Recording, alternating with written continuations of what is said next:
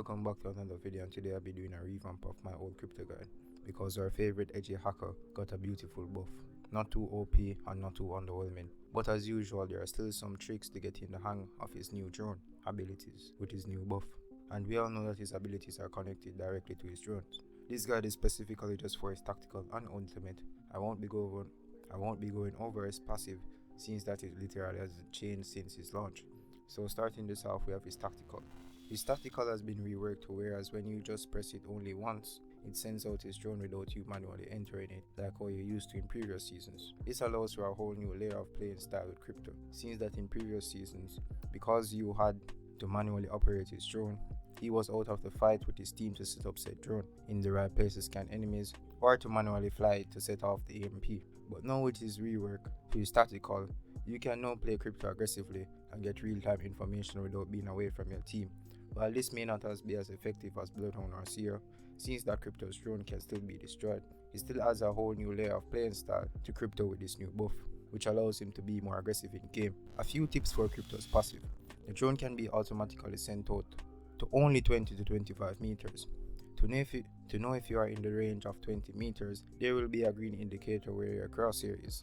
It's similar to Pathfinders, whereas if you are in the range to grapple an object or terrain, it shows up blue. It's the same thing for crypto. It will show up bright green when you are in the range to throw the drone out to a wall or to a door, but you can still throw it even though the indicator doesn't show bright green. It will still go up to 20 to 25 meters. So at the end of the day, whether or not you see the green indicator or not, you still can throw the drone, but it will only go out, as I said, 20 to 25 meters. If you throw crypto's drone directly at the wall, let's say you are 5 meters in front of the wall and you throw it out by accident, the drone will turn itself around facing the other direction instead of facing directly towards the wall.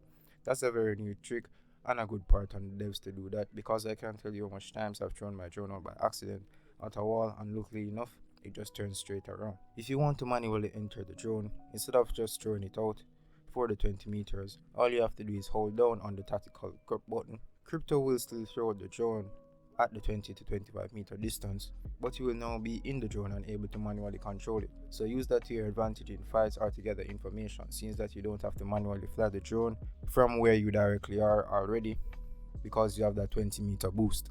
You should always try to get real-time information when pushing into a building by throwing your drone through the door, because the radius on the scan of the drone is 240 degrees if I remember correctly, which is roughly the same as when you are in the drone itself. So sending it out while you're pushing into a building will reveal enemy locations, and even if they destroy your drone, you're a crypto main. You have been dealing with this since its launch.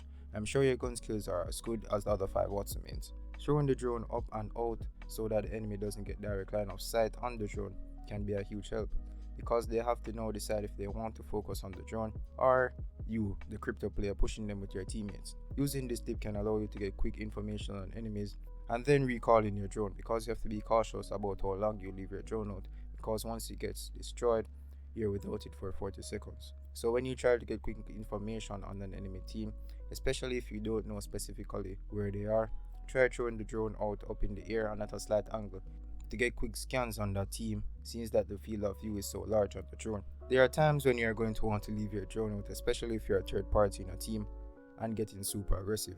Your drone will allow you to reveal the enemy location consistently and allow you to get free shots on whichever team decides that they want to focus on shooting your drone instead of you.